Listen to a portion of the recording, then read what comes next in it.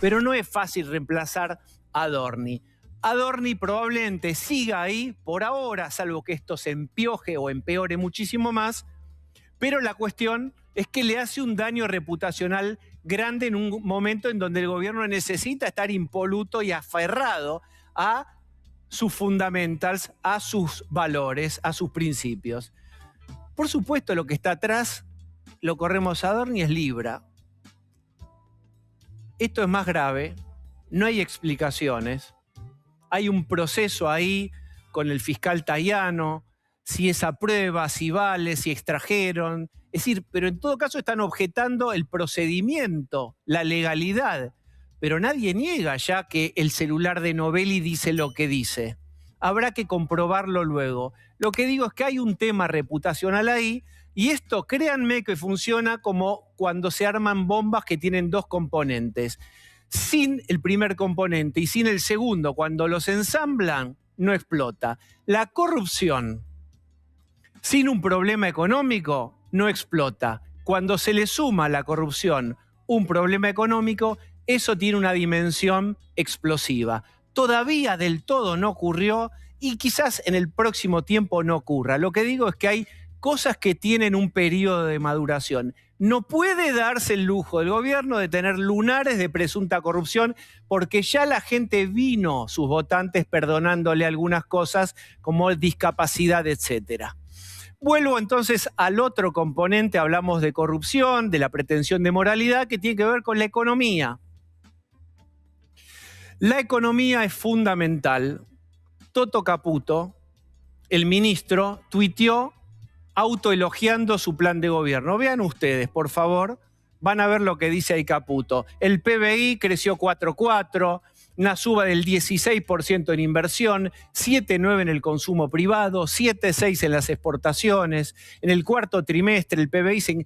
Todo lo que dice Caputo es real. Lo que pasa es que es una parte de todo el panorama económico. Hay otra parte en donde la desocupación creció al 7,5%, casi un punto con relación a la última medición. Hay una pregunta sobre, fíjate, crecimiento del 4,4%. ¿Es igual a mayor empleo? No, necesariamente no. No vean ustedes, nuevas preocupaciones económicas. ¿Ustedes recuerdan que cuando empezó este gobierno el principal problema era la inflación desmadrada? Bueno, fíjense ahora. Es 37% se queja de bajos salarios, el 36% de falta de trabajo, corrupción 33%. Y quiero decirte que la inflación ocupa el 20%. Fíjate que contrataron al gobierno por la inflación y eso que era la demanda más robusta, lo más pedido, hoy está cuarto por ahí. Y lo que le preocupa a la gente, en el otro costado de lo que dice Caputo es, che, fíjate que no me alcanza la guita. Che, tengo miedo de perder el empleo. Es decir, está este miedo nuevo de perder el empleo. Bueno, mañana va a haber un acto muy importante, son 50 años del golpe militar. Va a haber una gran concentración en Plaza de Mayo. Siempre me pregunté por qué el radicalismo regaló esto. ¿Cómo puede ser que habiendo sido Raúl Alfonsín y el juicio a las juntas determinantes en eso que cualitativamente cambió a la Argentina, sin protestar demasiado el radicalismo cedió al kirchnerismo la bandera no solo del 24 de marzo, sino la idea de la recuperación democrática?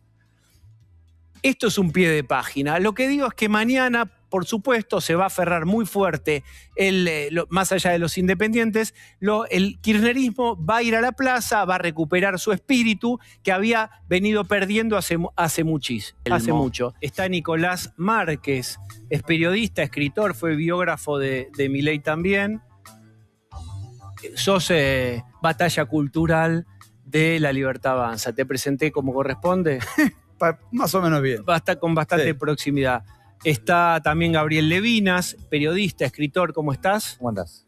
Y está Juan Batalame, que es analista internacional. ¿Cómo estás? Bien, todo bien. Bueno, lo primero es, te pregunto a vos, Nicolás, que estás, supongo, ¿cuándo es que hablaste por última vez con Milei? No, yo trato de no molestarlo. Lo conozco desde el 2015, desde que no era famoso. Y respecto de tu introducción, sé de su inclaudicable moral, de lo que es a nivel personal, un tipo austerísimo, noble. Así que a mí eso no me preocupa. No sé qué es lo que querés que te diga. Yo creo que, digamos, hubo momentos mucho peores. El peor momento que tuvo la Libertad Avanza fue precisamente cuando se pierde en septiembre del año pasado en la provincia y en medio aparece el escándalo de Esper que encabezaba la lista. Ese fue el peor momento. Yo estoy de acuerdo con de desconcierto. Ahora no hay elecciones, el tema Adorni puede ser grave en términos políticos, en términos judiciales y en términos de lo que se le sospecha. Es un aspecto muy inferior comparado con el gobierno precedente. Sí, pero vos pusiste la vara alta también, Correcto, ¿verdad? correcto. Entonces habría que ver si, por ahí es súper honesto, pero desde el punto de vista político le está haciendo daño su permanencia en el gobierno. Y entonces yo creo que tendría que tener un gesto de grandeza y tener un gesto de grandeza y decir, bueno, yo le estoy perjudicando al gobierno. Tiene A lo que mejor- irse, tiene que renunciar, está sugiriendo. Esto es algo absolutamente personal, yo no hablé Sí, con es tu nadie del idea, gobierno. no, está claro. Pero a ver, hay mucha gente que está haciendo un enorme esfuerzo bancando el proyecto porque este proyecto funciona, pero tiene su periodo de tránsito hasta que empiece a ver los frutos y todos podamos disfrutar de la prosperidad de la economía de mercado y de la libertad. Bueno, toda la gente está haciendo un esfuerzo. Lo puede hacer Adorni también ese esfuerzo. ¿Cuál sería? No le está haciendo bien al gobierno permaneciendo, independientemente de que sea culpable o no de las cosas que se le adjudica. Si no le estás haciendo bien al gobierno, bueno, quítate de ahí y da un paso a otra persona que pueda cumplir ese rol. Nadie es indispensable salvo Milei. Mirá esta frase de Nicolás Márquez. Me Si yo te- retrotraigo a la época de Menem. Los ministros son fusibles. Pero Karina Milei le dio su respaldo absoluto. ¿No será que le están pidiendo que se quede? Bueno, yo no soy parte del gobierno. Yo lo que estoy diciendo es la permanencia de Adorni le está haciendo mal al gobierno. Entonces, más allá de las decisiones que se tomen, por ahí lo respaldan porque lo creen sincero y honesto, pero él se manejó mal con la prensa, se contradijo, no estuvo seguro, no fue convincente. Bueno, y entonces llega un momento en el cual, a ver, los sectores... ¿Adorni mintió? No lo sé, pero cuando gobierna el no peronismo, el electorado es muy duro ante cualquier sospecha. Al peronismo se le perdona a Firmenich y López Rega. Al peronismo se le perdona todo. Pero el no peronismo no se puede dar esos lujos. Y bueno, me parece que así como tantos estamos haciendo un esfuerzo personal a nivel ciudadano, bueno, los dirigentes del gobierno tienen que hacer lo propio si advierten que no están ayudando al buen nombre y honor de un gobierno que creo que es muy bueno, pero que estas desprolijidades eclipsan. Yo te voy a esa confesar, no sé qué le pasa a mis compañeros, que fuerte lo que acabas de decir, porque una cosa que lo diga cualquiera, otra cosa que lo digas vos. No, pero yo no soy nadie. No, está bien. Yo no tengo cargo. No es que seas alguien o no seas nadie, es que vos fuiste biógrafo de Javier Milei, sos escritor y sos también fuente de ideas o de narrativa para el gobierno. Te lo confieso, nada más. Carlos Fara, ¿qué pensás de lo que planteó él, de lo que venimos planteando, el costo político? A ver, primero creo que hay que separar, digamos, la mirada moral o ética, digamos, sobre el tema de ovnis respecto de lo político. Mi mirada desde lo político es difícil sacarlo a Adorni porque no tenés muchos jugadores fuera del campo de juego como para reemplazar. Y además, si vos lo sacás a Adorni, se desarma todo el tablero, ¿no? Digo, porque Adorni no solamente es el jefe de gabinete, también es probable candidato a jefe de gobierno de la Ciudad de Buenos Aires con una buena competitividad, digamos, ¿no? Hoy tiene buena competitividad en el medio de esta... Es la marca, ¿no? Es la marca, si al gobierno le va bien, Adorni ya ganó una vez, ¿no? Podría, digamos, ganar de vuelta, ¿no? Entonces lo que digo es competitivo para eso, sobre todo si hay alianza La Libertad Avanza del PRO. Entonces no es sencillo sacarlo. Si yo me pongo en los zapatos del presidente o de la secretaria general, lo tendría que pensar mucho, ¿no? Antes de mover semejante ficha. Bien, Gabriel. Yo ¿Se creo tiene que ir o se tiene que quedar, Gabriel Adorni? Para mí se tiene que ir. Se tiene que ir por lo mismo que 2-1, por lo que dice digamos, Márquez. en esta noche. Para empezar. ¿Está de acuerdo Yo con te- Márquez? te cuento- ¿Ustedes sabían que están de acuerdo? Sí, pero no hace falta no estar de acuerdo en todo, amigo. ¿Qué te pasa? ¿En qué mundo vivís? ¿En el de la polarización absoluta? Yo estoy Viendo polarizados en Warnes. Bueno, vende más la polarización, eso sí. No, hablemos en serio. Hablando en serio, creo, mirá, yo recuerdo cuando pasó lo de Mazorín, de los pollos, en la época de Alfonsín, Mazorín había hecho un trabajo que no estaba mal. Él había comprado Tipo pollos honesto, en Brasil. Un tipo Sí. muy honesto. Había comprado pollos en Brasil que servían para bajar la inflación. Porque la amenaza de los pollos hacía que los polleros vendan más barato. Y los pollos estaban ahí pudriéndose, pero servían para amenazar. Esa era la finalidad. Pero entonces cuando se armó el despelote, lo querían proteger porque sabían que era un tipo honesto. Y Chacho tuvo la idea de Jaroslas que dice, pero mira, si es honesto, no, si yo en 3 días, 4 días no puedo convencer a la gente de que es honesto, le tengo que pedir que se corra. Y si él quiere al partido y quiere este gobierno, tiene que correrse. Y yo creo que es lo que tiene que hacer Adorni ahora. Juan, te sumo en esto, porque por ahí tenés algún recuerdo, digamos, nos amplías un poco el marco de referencia de casos de supuesta corrupción afectando a... No, en el caso de mi paso por la gestión pública, en el Ministerio de Defensa no recuerdo, no tengo, así que no soy pésima opinión para eso. Bueno, te llamamos en un rato. Es más fácil hablar de la Ayatollah, de todos los quilombos que hay en Irán. Es que no, sinceramente no recuerdo, no tengo. Verano, denle Yo un para café. plantear una diferencia con Carlos, la idea de que un jugador lesionado puede cumplir el mismo desempeño que un jugador que tenga un intangible intachable, pondría dudas sobre eso. Digo, Adorni, como bien planteaba Diego en la introducción, se identificó muy claramente con esa vara moral con la que llegó el gobierno al poder. Esa vara moral está muy, muy dañada, ¿no?, la figura de Adorni. Entonces, por lo menos pensando en una elección porteña donde el electorado le da una cierta cuota de importancia a las cuestiones institucionales, no pensaría que hoy, al menos, es tan viable como candidato. La vida cambia, ¿no? Y el año que viene puede ser otra cosa. Pero hoy es una figura política que le representa más costos que beneficios al gobierno. No, eso es así. Lo que pasa es que cuando vos ves todo el tablero, no es fácil, digamos, agarrar una pieza y sacarla y reemplazarla por otra, ¿no? Aun cuando después no sea candidato, ¿no? Sí. Entonces, lo que te quiero decir es que muchas veces vos tenés que ganar tiempo hasta que reacomodes todo el tablero, y además habría que ver finalmente las investigaciones judiciales que dicen al respecto. Me permiten, bien, esto es un adelanto. Yo les comenté que hay una idea de difundir un video. Esto ya lo hizo 3 años, el tercer año el gobierno, en relación con su versión del 24 de marzo. Esto recién salido, ¿eh? La número 127, recuperé mi identidad en el 2017. Para sanar en este país y para sanar como ciudadanos... Bueno, una nieta recuperada sería.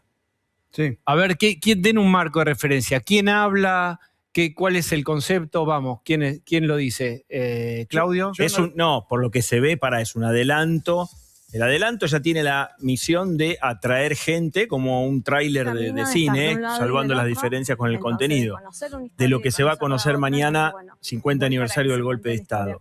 Por lo que estamos viendo en la Casa Rosada, tenés a una figura emblemática de lo que fue el discurso kirchnerista, que eran los nietos recuperados, los jóvenes o allá adultos que van recuperando su identidad después de haber sido robados, falsificados, etcétera. Lo que uno entiende, ese colectivo mayoritariamente era kirchnerista, esta es la verdad, y acá tendríamos, por lo que uno puede entender, alguien que discute ese discurso desde su historia, ya no desde lo político. Y hay una palabra clave en el inicio, en el título Memoria y Verdad y Justicia completa, ¿no? La idea de que tienen que estar las dos partes, ¿no? Nicolás, con esto.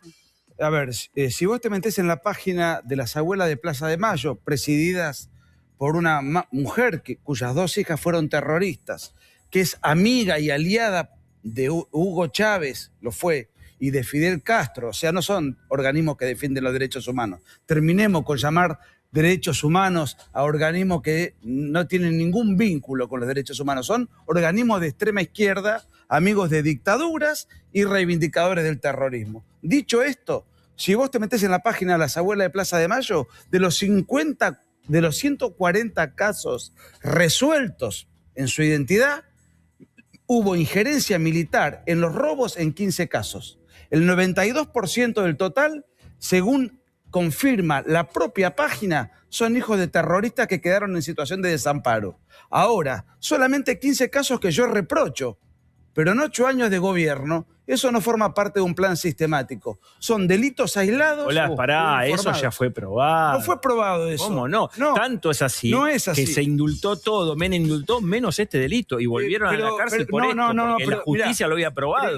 Pero vamos por parte. Primero, yo no creo en la legalidad de los juicios kirchneristas. Segundo, cuando Alfonsín inventó el juicio por decreto... ¿El juicio de las juntas tampoco? El juicio de la Junta fue un juicio que Alfonsín inventó por decreto y ¿sabés qué sentenció la Cámara Federal Penal de la época respecto del supuesto plan sistemático de robos? Que no existió. O sea, que no se puede volver a juzgar un hecho ya juzgado y después ratificado por la Corte Suprema de Alfonsín. Dijo que en ese momento no lo había podido dar por probado. No es lo mismo, no existió. Es más, el propio... Ningún juez dice las cosas que no existen. Dice sí, lo que está existo y está probado. Lo que no estará probado. El propio Estracera dijo que los juicios posteriores son inválidos porque se viola el principio constitucional de Nevis in idem. Pero yo quiero entender una parodia estos juicios. ¿Vos decís que no hubo robo de bebés? Es la primera que escucho públicamente y desenfadadamente que no hubo. ¿Un plan sistemático? No. ¿Un plan sistemático? No. ¿Vos no creés que hubo un montón creencia de hijos son dos cosas distintas, de gente detenida, desaparecida, mucho no quiere decir que haya habido un plan sistemático, que fueron entregados a manos de militares? No. Se usaba, lo hicieron, Nicolás. Diego, no lo digo yo. ¿Después de cuántos casos es sistemático? No lo digo yo. 2, 5, 100, ¿cuántos son no lo digo yo. Los bebés, en esa época son chicos o señores que deben tener mi edad. Los entregados a los familiares fueron... No interrumpo, si estás esperando que... Sí, interrumpe, no, que opines. Bueno, yo hablo, cuando me... Los entregados fueron 227. Los 140 recuperados en su identidad, según la página de las abuelas de Plaza de Mayo, quedaron en manos militares de manera ilegal, y yo lo repruebo, en 15. Bien, espera, dale. Yo creo que el tema es complejo porque es cierto que hubo injusticias al revés, es decir, que hay gente presa que no tendría que estar presa, que no hay méritos como para... No digo que sean inocentes, pero sí que no hay méritos como para... Yo te mandé una cosa para que leas, que no sé si la pudiste leer, pero... la del Porteño, la bomba del Porteño, sí, que fue una revista cultural, política muy importante. En ese momento yo decía ya que no había que salir a cazar brujas, que había que hacer justicia, porque si no nos íbamos a parecer a lo que estábamos combatiendo. Y la verdad es que hubo una especie de caza de brujas también, mezclado con un hecho real que había que hacer, que era enjuiciar a los culpables. Yo te voy a contar una historia que de alguna manera es todavía peor que lo que se supone que hicieron con plan o sin plan de entregar a los chicos. Me tocó hacer una investigación en aquel momento, todavía, yo no me acuerdo si fue al final de la dictadura, al principio de la democracia, para una cadena americana por un tema de chicos que habían desaparecido, 3. Entonces, hice una cosa mucho más sencilla, porque las cosas eran mucho más simples, que eran 5 subversivos, habían muerto en un tiroteo, en San Isidro. Me fui hasta la casa y enfrente nadie quería hablar. Hasta que encontré un señor que me contó que había visto que un Falcon se paró en la puerta. Sí. Entró, estuvieron un rato sin ninguna novedad y de repente se sintieron 5 tiros. Después vinieron las tanquetas, las llamaron por radio, bombardearon la casa como si hubiese habido un tiroteo y ahí sacaron unas bolsas con los cadáveres. Nos fuimos al cementerio de Bulón, buscamos la fecha en que había sucedido esto, desenterraron los cadáveres y habían 2 mayores y 3 chicos. Es decir, no eran 5 sediciosos, eran en todo caso 2 guerrilleros y los chicos tenían todos 6 meses, 2 años y 4 años una bala acá. Es decir, hay un grupo grande de militares hicieron eso. Entonces, yo no creo que un grupo de uniformados, con tanquetas, hagan eso por las suyas. Eso lo hicieron por órdenes. Porque tenían la teoría en aquel momento, vos no vivías en ese momento, o eras muy chiquito, en aquel momento ellos decían que los hijos de los subversivos iban a ser subversivos también.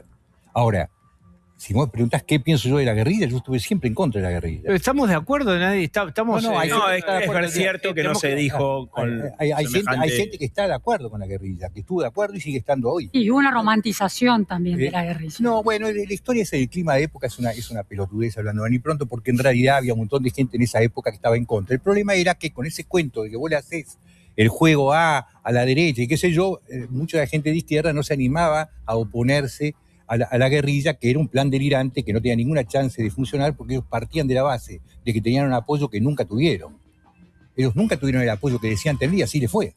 Juan, vos querías decir algo. No, estaba escuchando con mucha atención, Bien. pero digo, 73 es... Yo soy de la generación del 73 y estoy mucho más dispuesto a mirar al futuro que seguir dando vuelta en el círculo pernicioso en el que estamos. Pero hoy vinimos por el 24. Claro, exactamente, pero... Lo que quería comentar... Espérame, una cosa, Carlos, ibas a decir algo. Comentario sobre el video, no lo vi el video. ¿no? Sí. Supongo que es como semejante a la idea de hace 2 años atrás, ¿no? Sí.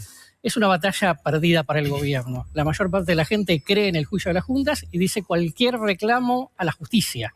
¿Okay? Sea quien sea, si es Firmenich, no importa quién sea, ¿no?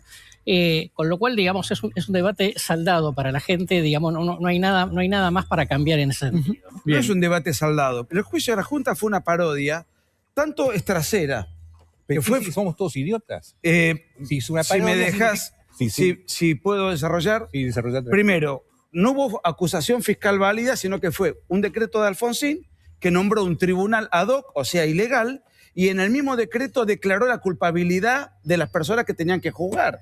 O sea, eso es totalmente incompatible con el derecho penal occidental. Si se pasó por la justicia militar. La justicia militar no quiso, hizo una pantomima y habría que verlo, acá no veo nada. Pero hasta Videla reconoció lo que habían hecho. Lo justificó y lo argumentó, Nicolás. Sí, pero anda a ver la entrevista. Pero no me dejás terminar el concepto. Los 6 jueces que integraron el tribunal, los 6 fueron jueces de Videla. Estrasera fue fiscal de Videla. Y nunca jamás ninguno de oficio actuó por un presunto hecho de violación a los derechos humanos. El inicio del juicio fue por un decreto. Perdóname, ¿qué significa que nunca actuó? ¿Cómo? ¿Vos sabés qué pasaba cuando actuabas? Pero perdón, vos... Te pregunta, ¿vos sabés qué pasaba cuando actuabas? Te pegaban un tiro en la cabeza. ¿Qué me estás hablando? Perdón, vos sabés lo que es el miedo, vos. Perdón. ¿Tenés idea? ¿Vos viviste con miedo alguna vez? Perdón. Si vos estás en desacuerdo en el contexto de un sistema, no sos funcionario judicial. Y ellos fueron funcionarios judicial. Y además Estrasera rechazaba los habeas corpus. Ninguno tenía dignidad. Fueron todos puestos por Alfonsín. Y otra cosa, los radicales estaban con los Videla. radicales ¿Cómo los puso Videla o Alfonsín? No tienen la bandera de la democracia. Durante el gobierno de Videla, el partido político que más intendentes colocó en el gobierno de Videla fue la Unión Cívica Radical, además de haber sido el partido político que más fogoneó el golpe. 310 yo te quiero decir, Nicolás, 310 intendentes fueron de Videla, de la Unión Cívica Radical. Primero, yo quiero decir una cosa, porque los radicales, a mí me parece que tenemos... comunistas fogonearon el golpe. Los radicales en primera fila. No, primera fila no. Pero espera. No, vos querés ponerlos en primera fila, ponelos. Bueno, por algo fueron los más beneficiados con los intendentes. Por algo fueron los más beneficiados con los cargos. Lamento tener que apelar a esto. Vos no estabas ahí. ¿Qué tiene que ver? Sí, tiene que ver porque yo estaba discutiendo la política. No puedo condenar el nazismo porque yo no estaba. Sí, podés condenarlo, pero si viene un señor que estuvo ahí viendo la cosa y te la cuenta, pero no tiene ninguna importancia. Yo estudié también el tema. Sí, pero vos estudiás con sesgo. Estás diciendo, yo te aseguro que, yo te digo, el 80%... Vos no tenés sesgo. Bueno, escúchame, el 80% del país, Gabriel. El 80% de la gente estaba a favor del golpe antes del golpe. El único partido que no estaba a favor del golpe era el Partido Comunista Revolucionario. Éramos 7. Sí. ¿Entendés? Que a nadie nos daba pelota. Todo el resto apoyó el golpe. Bueno, los montoneros festejaron en la cárcel con champán. ¿Entendés? Entonces no están los radicales adelante. Escuchame, yo era chiquito y me acuerdo de esto. ¿Sabés lo que se decía? No se aguanta más. La gente decía en la calle, no se aguanta más. ¿Sabes por qué? Porque había un bombazo en cualquier lugar y no sabías qué podía pasar. Sí. Pero nadie tenía el diario de lo que iba a pasar con ese golpe en particular. Escúchame. Y la carnicería que se produjo, ¿entendés? Sí. Eso no tenía antecedentes. Sí, tenía antecedentes. No tenía antecedentes. En esa escala, Diego, tenía antecedentes. Tenía antecedentes y te explico.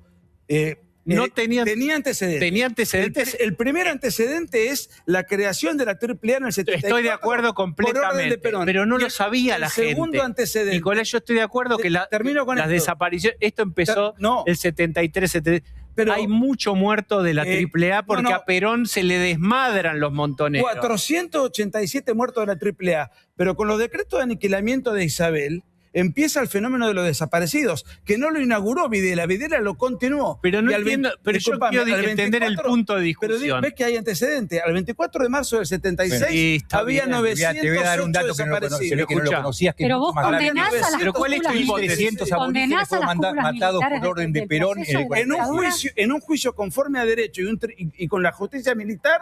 Si son culpables, entonces sí, pero con la parodia del juicio... Pero yo te pregunto así. ¿Cómo voy a condenar en un juicio que no se hizo? Suponete, para entender, Videla, mirá lo que tengo que preguntar en 2026 por televisión, pero Videla, ¿es culpable, fue culpable de las atrocidades por las cuales estuvo preso? Bueno, si vos lo jugás con la justicia civil... No, te está preguntando si vos pensás que es culpable. Es que para saber si es culpable o no, necesito que sea juzgado conforme la legislación militar en contexto de guerra, porque el tribunal que lo juzgó determinó que hubo una guerra. Si determinó que hubo una guerra, tendría que haber remitido de oficio el expediente a un tribunal Pero ellos no se juzgaron, entonces... No lo hizo. Ellos no se juzgaron. No lo hizo. Entonces, si Videla es culpable en un tribunal militar con legislación militar, yo lo declaro culpable. Nicolás, pero eso no se hizo. Te quiero hacer una pregunta. Sí, adelante.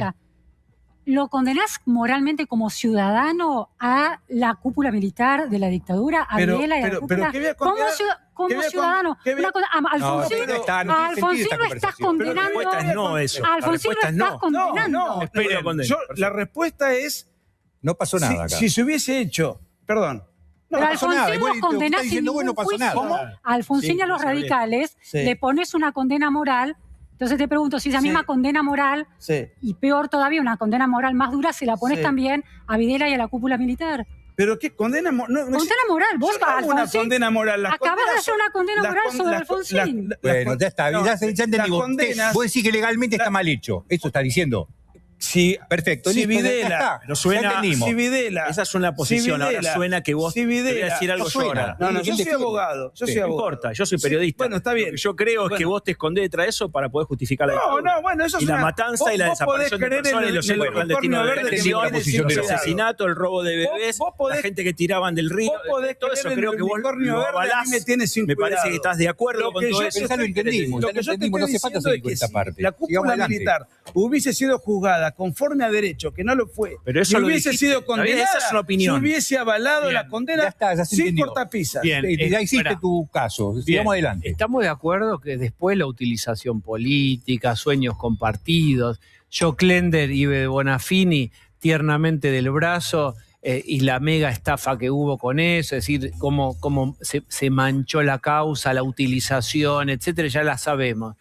Pero bueno, estamos viendo ahora también hay posiciones que ni siquiera los militares, porque si vos me decís, mirá la discusión, ¿deben seguir presos los represores después de tal edad o pueden ir a domiciliario? Entonces yo te pregunto, ¿hay algún proyecto para impulsar la idea de uniformar el criterio y que los militares después de tal edad puedan hacer domiciliaria? ¿Ustedes saben si hay algún proyecto? Porque se ha escuchado de todo. Eso ya está contemplado en el Código Penal, que a partir de los 70 años, si no hay peligro de fuga, tenés que ir a tu casa. Podés. Bueno, si no hay peligro de fuga, porque yo lo hacen con los militares porque esa parte estoy de acuerdo. Los jueces son bien pensantes, acomodados se acomodaron a un momento histórico en el que tanto es así que todos los jueces federales buscaban a ver si podían tener a alguien parecido a un represor para entregárselo al kirchnerismo. Pero los militares presos están presos por los delitos de lesa humanidad. La cúpula militar no fue condenada por delito de lesa humanidad porque el delito de lesa humanidad no existía al momento de la guerra civil. Entonces, en la época de la Rúa se adhiera el Tratado de Roma y se aplica retroactivamente la ley a los años 70 y con eso se condena de manera ilegal a los actuales militares. Tampoco existía el delito de lesa humanidad cuando metieron a los nazis presos. ¿Cómo? Cuando los nazis, a la Junta Militar no fue condenada. Cuando los nazis alemanes en Nuremberg se habla de juicio, a partir de ahí sale el juicio. Y condenaron, entonces hicieron igual que acá.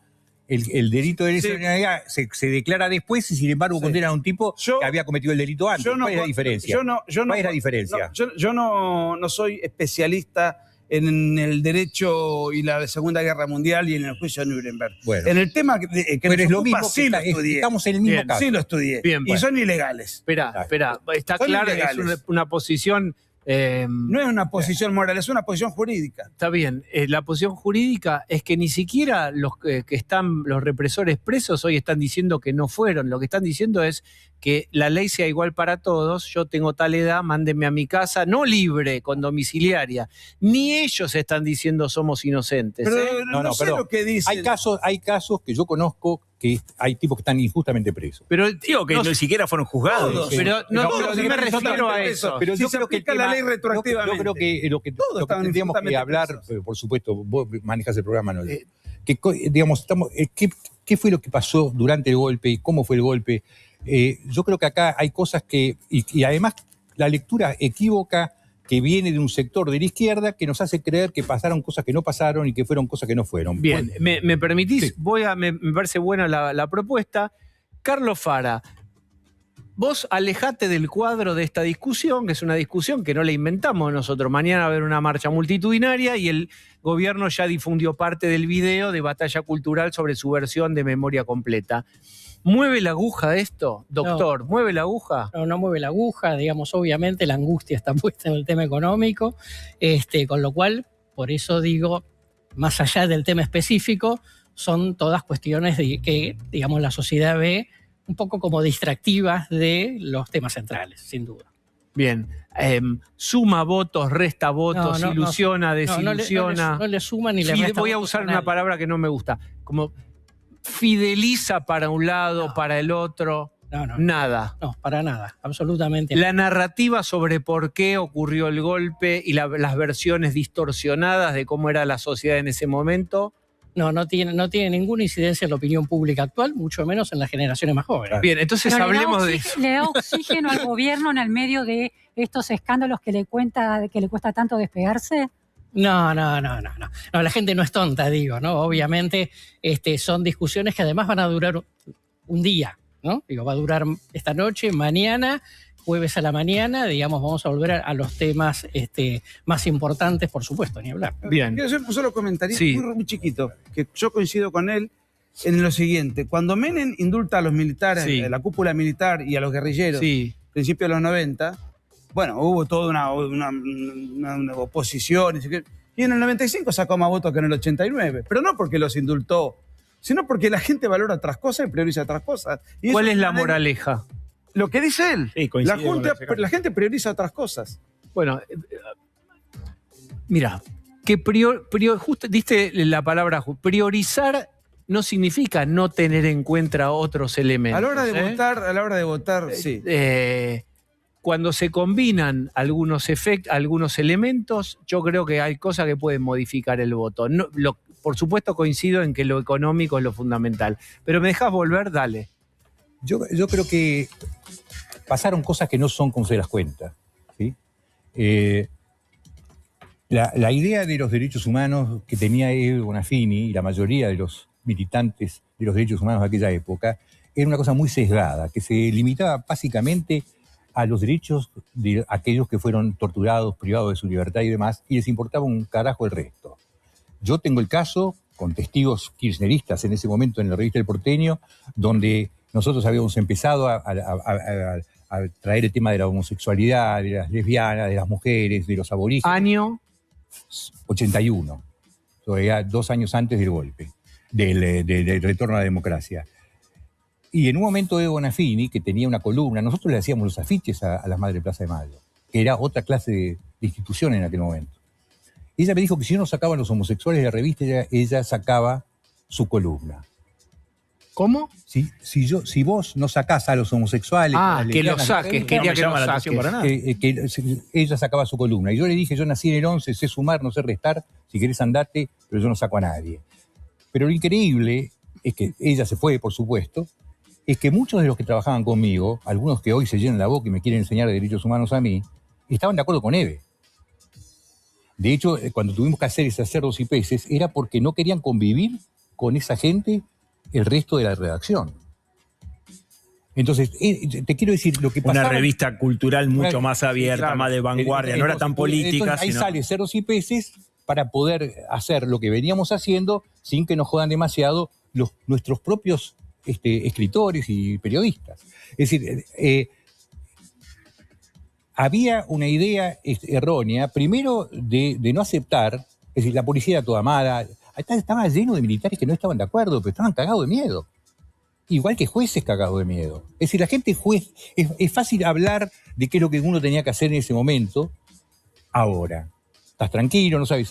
Como cuando vino Oriana Fanacci, no entendía por qué una gran periodista italiana que los entrevistó a los más grandes. No decíamos las cosas que teníamos que decir, por qué bueno, había muchos periodistas que tenían, algunos se pasaban de la raya y terminaban apoyando a los milicos, pero había muchos periodistas que tenían miedo. De hecho, mataron a más de 80. Entonces, ver ahora las cosas con una visión de gente que ni siquiera vivió esa historia y verla, es muy fácil decirlo. Pero había que tener huevos para hacer una serie de cosas que nadie hacía, ¿entendés? Me parece que ni era todo tan blanco ni todo tan negro. Es cierto que Perón mandó a hacer la AAA y muchos peronistas y muchos tipos de la JP no querían aceptar. Los echó de la plaza, dijo que se vayan a la mierda y los tipos seguían pensando que Perón era lo que ellos creían que era Perón. Perón ya había matado 1.300 indios de un saque en un solo día. Sí, la masacre de Rincón Bomba. Un genocidio absoluto que fue declarado como genocidio. ¿Por qué los había matado? Porque entendieron mal. Y les pareció que molestaban y tenían miedo y los mandaron, se habían retobado. En realidad lo que estaban diciendo los tipos es que era una historia que había pasado, le habían dado alimentos y se enfermaron todos y se murieron un montón. Entonces ellos fueron a protestar por eso, sin armas. Es más, los que tenían algún cuchillo se lo sacaron y después lo fusilaron a 1.300 hombres, mujeres y niños. Yo estuve en casa hace poco, que ahora ya murió, un tipo que se llama Caballero, de apellido, Severo Caballero, que él vio como mataban más de 400 personas alrededor de él. Entonces, digamos, me parece que la historia es distinta. No es ni una cosa ni es la otra. Los guerrilleros actuaron de una manera irresponsable, pero no merecían ser tratados como fueron tratados, ni torturados, ni masacrados, ni desaparecidos. Ni ellos ni nadie. Ni ellas ni nadie. Sí. Y después, a otra cosa, había un montón de gente que murió de manos de los militares simplemente porque el militar se quería agarrar a la mujer del tipo. De todo pasó. Aprovecharon, robaban cosas, sacaban cosas de las casas de la gente. Había un sector de la Policía Federal que reducían las obras de arte que se afanaban. Es decir, era todo un mastiche, que no es lo que nosotros pensamos. Vuelvo a Gabriel en un ratito, pero Juan, hoy hubo un anuncio, después cobró más seriedad, que es Trump poniendo un paréntesis a la idea de avanzar contra Irán y bombardear instalaciones eléctricas, etc. ¿Qué pensás vos de ese anuncio? Irán dijo, acá no hay ninguna conversación, no estamos llevando adelante ninguna negociación, no hay nada, y el estrecho de Hormuz va a seguir cerrado. ¿A qué obedece esta ida y vuelta? El martes mañana deberíamos ver si hay o no una conversación en la apertura un poco del estrecho de Hormuz, empezar a pasar barcos. Hace 10 días atrás, el sitio Axios reveló la conversación entre Witkoff y Araghchi. Decí qué es ese sitio y quiénes son cada uno. Axios es un portal de política muy importante que reveló la conversación entre el enviado de Trump y Araghchi, que es el canciller el canciller de Irán, exactamente. Ahora, el que está al control del gobierno hoy no es Mojtaba, es Bahidi, es el jefe de la Guardia Revolucionaria iraní y es el que firma los acuerdos, digamos, y no hay señales de que ellos vayan a firmar acuerdos. Lo que estamos viendo ahora es, en realidad, un consejo que alguien le va a haber dicho a Trump, que es, mirá, si vos querés sumar a la población iraní al posconflicto, no le genere más daño del que ya se hizo con la campaña de bombardeos. Porque atacar a las centrales nucleares, básicamente, a las centrales eléctricas, es básicamente trasladarle todo el problema que ya tiene a la población. Entonces, entiendo que va por ese lado y que Trump pueda ganar un poco más de oxígeno, que es un problema, porque a Trump le vienen contando los días. Él tiene el tema de los 200.000 millones de dólares que van a empezar las discusiones el 5 de abril. Él tiene... El Congreso va a pedir autorización para que le financien 200.000 millones de dólares para la guerra. Que es un termómetro. ¿Escuchaste lo que dijo ayer? Que él iba a bombardear just for fun. Solo para divertirme si hace falta bombardeo. Lo dijo el presidente de los Estados Unidos. ¿Vos te das cuenta de la insensatez de semejante? Es una locura una declaración así cuando vos pensás que muere gente. Si tenés que hacerlo, ¿O es estrategia, Juanito? No, no es estrategia. No, es personalidad. Trump comunicando. No, yo creo honestamente creo que nosotros estamos pensando que un tipo que dirige los Estados Unidos no va a decir pelotudeces. Lo dice por algo. Pero sin embargo, tenemos la prueba acá también. Gente que es capaz de decir pelotudeces simplemente porque ¿Me permitís? Hay una declaración en CBS News sobre este tema que dice así: informe Irán recibió puntos de los mediadores estadounidenses en medio de informes contradictorios sobre posibles negociaciones entre Estados Unidos e Irán. Un alto funcionario del Ministerio de Asuntos Exteriores iraní declaró a CBS News, socio estadounidense de la BBC, comillas, hemos recibido propuestas de Estados Unidos a través de mediadores y las estamos analizando. Bien. Bien. Siguiendo en esta línea, solamente siempre me gusta recomendar libros. Hay un muy buen libro de Bárbara Tuchman sobre la guerra de Vietnam, pero que se refleja esto. Se llama La marcha de la insensatez. Sí, y ahí esperen un poco, mírenme el rol que me toca. A veces la vida te da sorpresa. Yo recuerdo que Trump posibilitó que se rescaten los rehenes que estaban con vida en Gaza, que era imposible, que parecía que no iban a volver más. La extracción de Maduro, que le permitió, no a Nahuel Gallo, a recuperar la esperanza a millones de venezolanos, mientras muchos decían que el diálogo democrático y que no había que invadir la soberanía y que eso ya iba a dar sus frutos, y nunca dio frutos, lo resolvió. Capturaron al Mencho en México, que es el narco más importante de las últimas décadas. Quiero decir, postergó por lo menos con la intervención de la guerra de los 12 días el desarrollo nuclear de Irán. ¿Qué te quiero decir? Que no es que me volví trampista, lo que estoy diciendo es, venía envalentona, el análisis es, te da positivo Irán, te da positivo el 7 de octubre, Gaza, te da positivo la intervención en México, te da positiva la intervención en Venezuela. Es natural que haya ido por ese rumbo. Lo que me parece que no estimaban, porque nadie estimaba, era la resistencia que iba a tener Irán, que casi un mes del ataque está aguantando contra Israel, contra Estados Unidos, con la estrategia de encarecer el petróleo. Tenés razón, en esas tres operaciones el objetivo estaba claro y bien establecido y tenían los medios para hacerlo. ¿Sabes cuál fue el problema? La primera semana y las dos declaraciones: cambio de régimen y rendición incondicional. Ahí lo arrinconaste al tigre. No te queda otra al tigre que hacer todo lo posible por arrastrar y tirar a todos los que puedan tirar. Ellos no pueden entregar el poder e irse. Los matan a ellos. Ellos están jugando por su vida. Están acorralados. Lo que hizo Netanyahu con Trump es acorralarlos. Y no tenés que acorralarlos. ¿Y qué hubieras hecho vos después de la tanda? Nos contás. No sé. Vamos a pensar qué habríamos nosotros hecho. A mí que